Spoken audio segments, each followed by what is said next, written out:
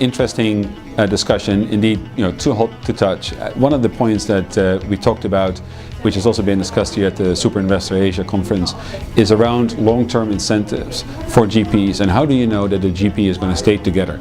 So this was a lot around stability of teams, how are teams being incentivized across the different partners that work in those GPs, and what level of transparency are they willing to provide to investors about how indeed they are compensating each other.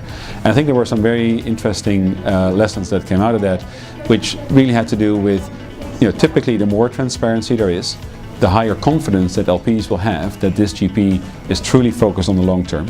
But also importantly, we've learned that GPs who invest a significant amount of capital in their own funds, i.e. where the GP commit is high, that those are generally the funds that perform best, because they are clearly putting their money where their mouth is. They're putting a lot of their own capital behind their own investments, and that's a good sign. And so that was, I thought, a very interesting observation from the panel.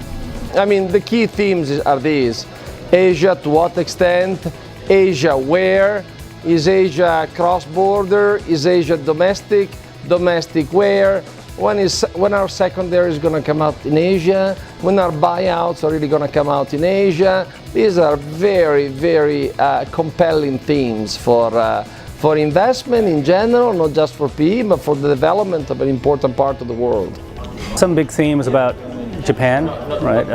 Where is it going? I think there's a renewed interest in Japan, so everybody's watching to see if the growth is sustainable. So that's a big thing. China, there are some question marks there. So people are watching China closely, whether the growth story can be sustained.